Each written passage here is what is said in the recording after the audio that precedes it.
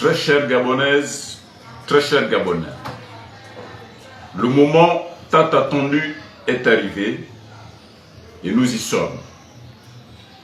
Au nom des membres de nos ancêtres, nous disons et nous donnons cet après-midi ce mot d'ordre de grève dont la teneur suit. Communication de presse. Mot d'ordre de grève.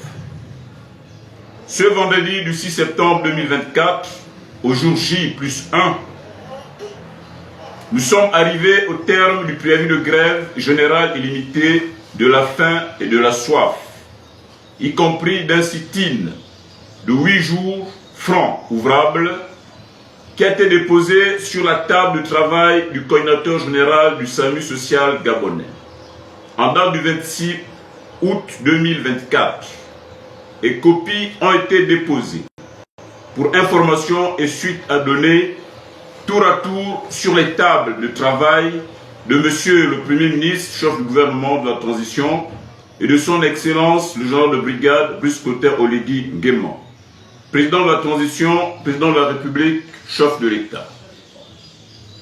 La dite grève vise le paiement intégral des droits légaux et autres émoluments conformément aux jugements sociaux qui ont été rendus par le tribunal du travail de première instance de Libreville en faveur des ex-agents du SAMU social gabonais qui ont été licenciés abusivement depuis plusieurs années à aujourd'hui.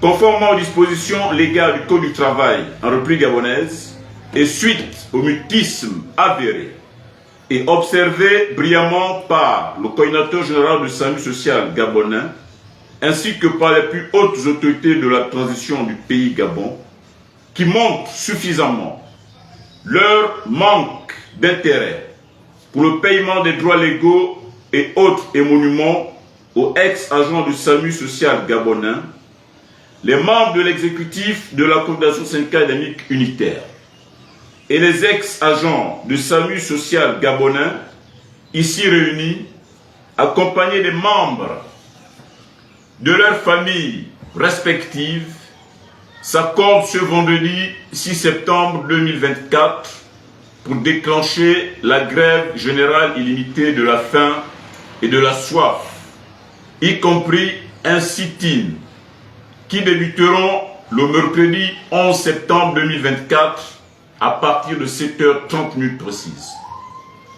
L'observation de la dite grève et du dit sit-in se fera jour et nuit, jusqu'au paiement intégral des droits légaux et autres émoluments qui se lèvent à 564 622, qui s'élève à 564 620 299 francs CFA aux 157 ex-agents du SAMU social gabonais qui ont été licenciés abusivement après plusieurs mois et après plusieurs années de travail sans être rémunérés. Les piquets de grève de la faim et de la soif et du sit-in seront établis au sein des entités où se situent les services de SAMU social gabonais dans les capitales provinciales citées ci-dessous, à savoir 1. Libreville, 2. Franceville, 3. Mouila, 4. Port-Gentil et 5. Oyem. Ceci est un mot d'ordre de grève. Pour cela, un service minimum sera observé par l'ensemble des personnels du SAMU social gabonais qui sont en activité, sous le regard vigilant des grévistes. Que nul n'ignore que la grève est un droit constitutionnel qui a pour but principal de contraindre à un employeur d'accéder aux revendications des employés ou ex-employés. La grève est là également pour la perturbation du bon fonctionnement d'un service. Fait à Libreville le 6 septembre 2024. les signataires. Pour le collectif des ex-agents du salut social gabonais licenciés abusivement, Vianney Orcel Mikoto. Pour la Confédération syndicale dynamique unitaire, le président intérimaire, PO, le secrétaire général adjoint 3, chargé de la communication interne, Jean Bosco Bungumu Boulanga, que je suis. Nous tenions à faire cette communication pour rappeler une fois de plus aux plus hautes autorités du pays leur attention, pour dire que nous sommes dans un temps de droit et on dit que force reste à la loi. Depuis plusieurs années, depuis plusieurs mois, depuis plusieurs semaines, les ex-agents de salut social gabonais qui ont été abusivement licenciés se sont mis sur le terrain pour poser des actions pacifiques.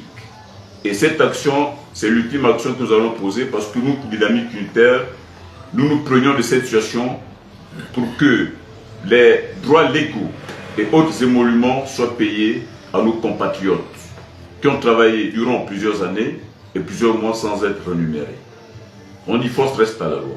Cette communication est faite pour attirer davantage l'attention des gouvernants de ce pays pour dire qu'il n'est pas bon de mettre sur le carreau nos compatriotes qui ont servi ce pays avec le cœur. C'est ainsi que nous prenons fin cette cérémonie de présentation de cette communication de presse. Je vous remercie.